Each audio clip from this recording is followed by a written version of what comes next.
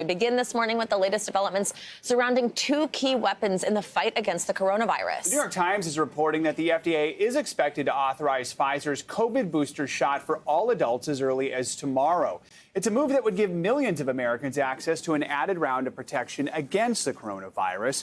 Pfizer has also submitted its COVID antiviral pill for emergency use authorization. The pill, which has been shown to reduce hospitalization and deaths from COVID by nearly 90%, could revolutionize how patients with severe forms of the virus are treated. Now, both the booster shots and antiviral pill would be welcome tools for healthcare workers in the fight against the pandemic as cases begin to rise ahead of the busy holiday travel season. Dr. Bob Lahita is here to explain what these decisions could mean for Americans, and NBC News correspondent Cal Perry is live in Omaha, Nebraska, which is seeing a concerning surge in COVID cases. Let's start with Dr. Lahita. He's professor at the Hackensack Meridian School of Medicine and director of the Institute for Autoimmune and Rheumatic Diseases at St. Joseph Health. So, Doctor, good to have you with us. Walk us through what these decisions could mean. Just how important could both booster shots and more arms plus the antiviral pill be in preventing another surge in cases? Well, booster shots are very important, Joe. You know, vaccine takes precedence over the pill, although the pill is great news for everybody.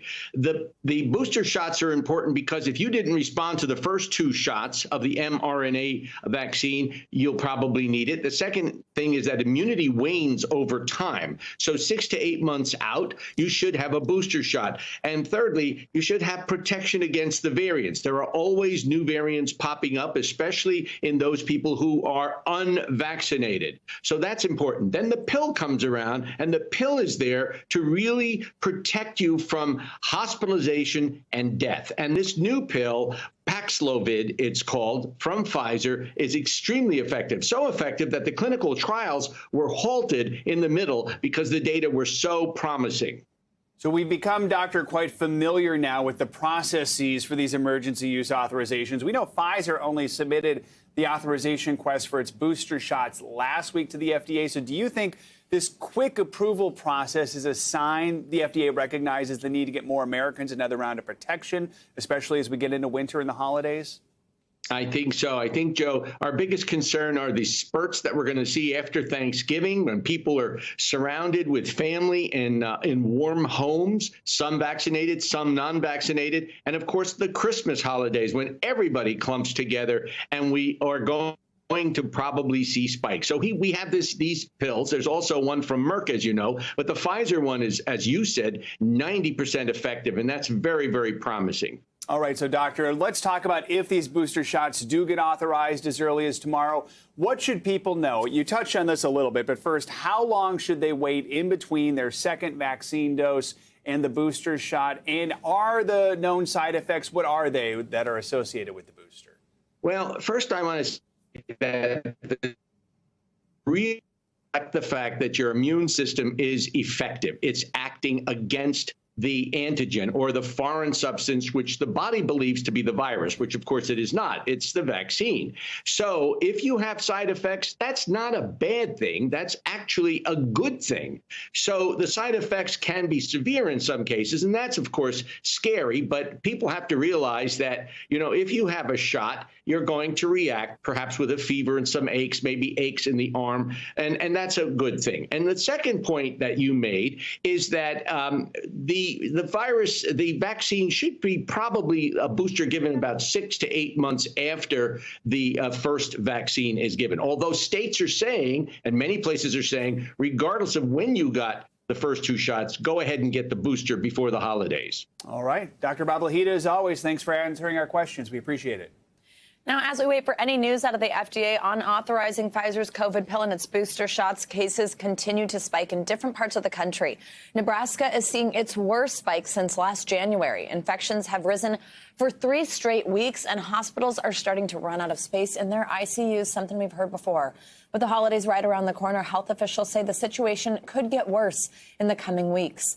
NBC News correspondent Cal Perry joins us live from outside the Nebraska Medical Center in Omaha. Cal, good morning. So, you know, I think we keep on hearing maybe we're nearing the end, things are getting better, but tell us what you're seeing there in Nebraska, and also what do we know about why it's happening? Is it vaccination rates? Is it the weather? Tell us what we know.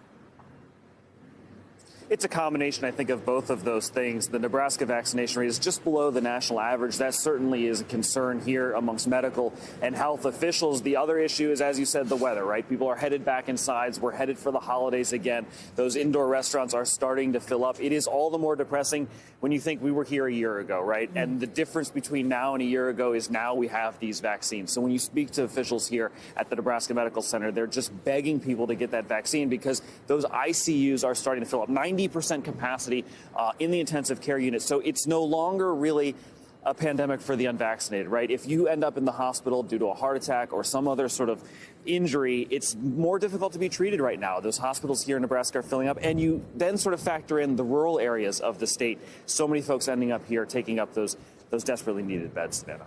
Absolutely. And now, Cal, we know healthcare workers across the country have also been dealing with this pandemic for over a year and a half, right on the front lines. How are they doing? How difficult is it for doctors and nurses where you are right now to continue treating COVID patients? Yeah, it's incredibly difficult. It's also, I think, emotionally draining. The country is so divided. Some of these healthcare workers, and I spoke to one yesterday who actually is receiving basically online abuse because she's giving interviews where she's asking for folks to be vaccinated. So that is happening as well. We sort of know that it's becoming a more and more difficult job. And then hanging over all of this, right, you have this debate or this misinformation about vaccines. I actually spoke to a chaplain yesterday who's been working inside this hospital for 5 years. He's there as people pass away from the virus, and he was telling me that one of the things he's dealing with is a lack of compassion for folks who don't have the vaccine. People are angry, especially in parts of Nebraska where they can't receive medical care because the beds are filling up. It's a growing concern, and it is all the more stressful for this healthcare staff that is overtaxed, overworked, and has been at this now, Savannah, as you sort of said, for 2 years. Absolutely. And Cal, what do these doctors tell you about the potential impact that booster shots and that pill could have for them? What kind of tool can that be? It's a huge, forgive the pun, boost for them. Most of the healthcare workers that I've spoken to, both here, I was just in Cincinnati, I'm headed to Minneapolis tomorrow, but most of the healthcare workers I'm speaking to have already gotten the booster. They really want folks who are coming into the hospital to get the booster. And I was speaking to a healthcare official who was working with patients. She has a specialty joint service where she deals with patients who have infections in their joints. And she was saying that one of the things that she's finding that's benefiting people the most is even if they're coming in for something else, getting them to get that booster is huge. It's huge in areas like this where we're seeing now a spike in cases, Savannah. All right, Cal Perry, some incredible reporting there on the impact this is having on those healthcare workers a year and a half into this. Thank you so much. This morning, a jury of 12 will resume deliberations in the Kyle Rittenhouse homicide trial. NBC News correspondent Ellison Barber has been following the case for us from Kenosha, Wisconsin. Ellison, so good morning. We didn't get a verdict yesterday, but there was a somewhat dramatic moment involving Rittenhouse and the selection of jurors. What can you tell us about that moment, and what should we know about the jurors who are now going to decide Rittenhouse's fate? Yeah, I think some people were surprised to see the way that they removed or selected the 6 alternates to get to their final 12 that are serving on this jury here. But it's actually a common practice in this courthouse, or rather in Judge Schrader's courtroom, to allow the defendant to pick the numbers out of that tumbler you see there. So that tumbler has actually been used in this courthouse since, I think it's the 1920s, and they have those in a lot of courthouses in Wisconsin. Typically in this courthouse, most of the other judges will allow the clerk to pick out those numbers to get to their final juror pool. But this Judge Schrader, has had a tradition, he says, for over 20 years, and local news had reported this heading into this, that he always will let the defendant select those numbers. So that's what we saw happen there yesterday. Ultimately, the jury is now made up of 7 women, 5 men, all but one appear to be white. Jo Ellen Demetris is a woman whose name you might not have heard, but if you followed the O.J. Simpson trial back in the 90s, she was tied and associated to that, worked for that defense team, for O.J. Simpson's defense team, as a consultant in helping to select a jury profile. She was seen in the courtroom comforting Kyle Rittenhouse's mother when he was testifying on the stand. NBC News has confirmed this morning that she is working as a consultant with Kyle Rittenhouse's defense team. Joe. So, Ellison, what should we know heading into the second day of deliberations? What are you keeping an eye on?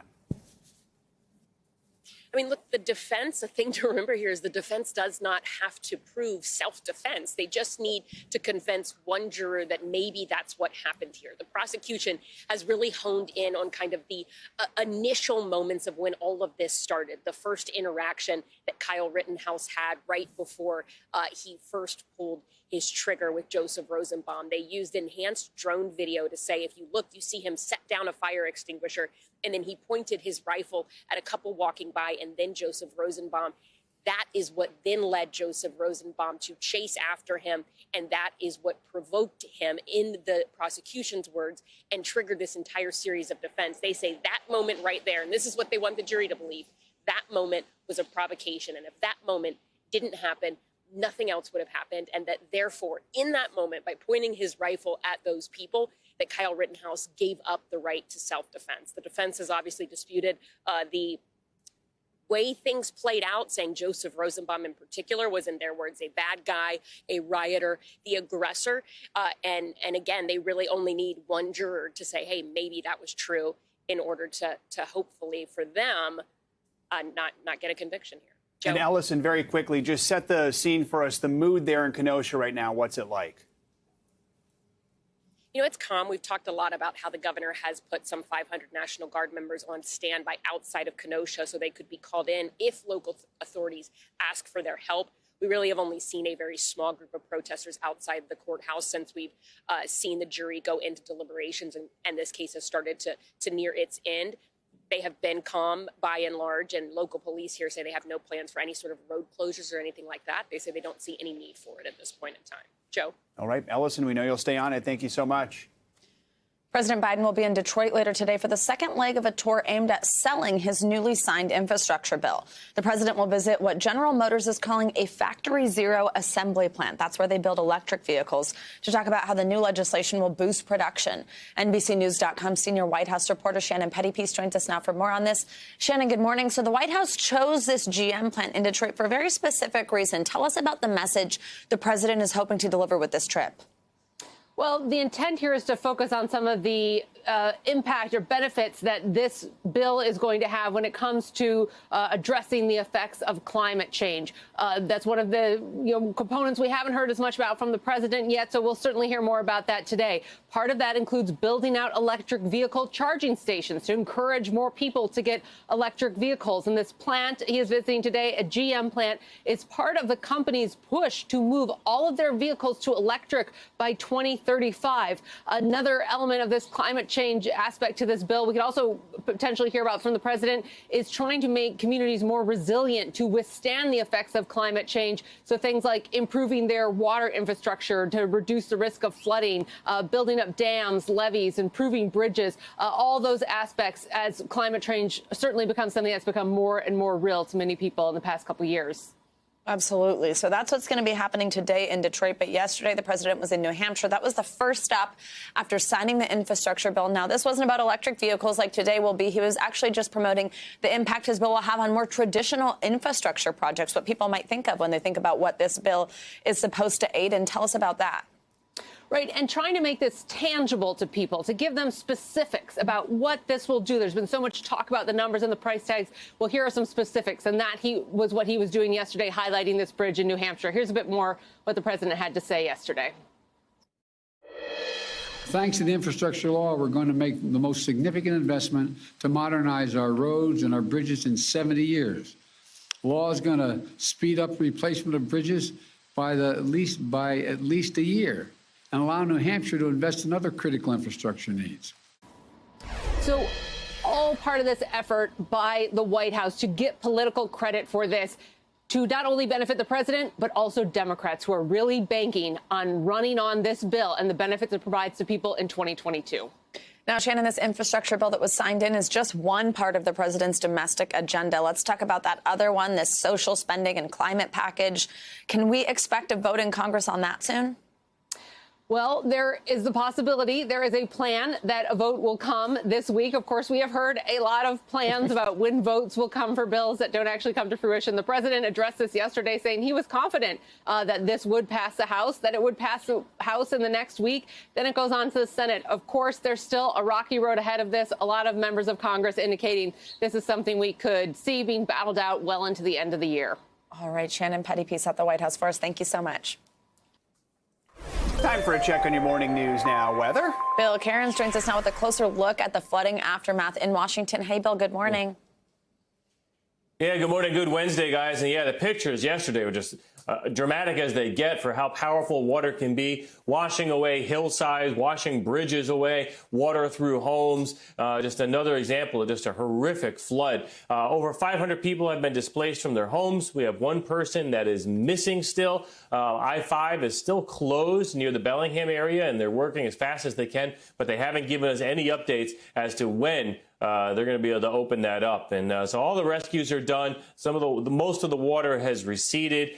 Still some rivers have a little ways to go, but I saw a list just now of how many roads are closed in the area, and it's extremely difficult. I mean, there's so many roads closed, they've told people to stop calling 911 asking what roads are open. That's how difficult it is to get around in some sections near the Bellingham area. So that powerful storm is now moving through southern Canada. It's brought some amazingly high wind gusts to Montana. That wind today is through the Dakotas and heading into Minnesota. There's also a warm shot of air coming up the east coast out ahead of this storm system. So that'll bring some unusually warm air to the eastern seaboard in the next 2 days. But for the wind alerts, high wind warnings continue for Bismarck all the way down almost into Rapid City. Wind advisories for Fargo to Watertown to Pierre. And that storm, this is a powerful storm, but it doesn't have a lot of moisture to work with. It just is going to have a little bit of rain, some snow in areas of Canada, but some rain this afternoon for your evening ride home. St. Louis heading to Indianapolis, also there for Detroit and Grand Rapids. And then tonight, that rain moves in through the Ohio Valley. It gets a little more juice with it, a little more moisture, maybe some downpours, maybe even a thunderstorm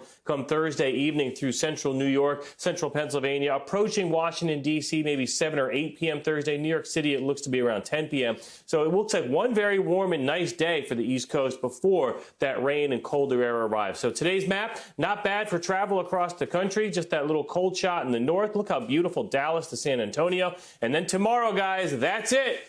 There's a chance this could be the warmest day until the spring in the eastern seaboard. So once again, I expect to see you here at work, but maybe you can get like a half-day pass or something like that. Sounds good. We'll take advantage of it. Yeah, exactly. Thanks, Bill. See you next hour. Thanks for watching our YouTube channel. Follow today's top stories and breaking news by downloading the NBC News app.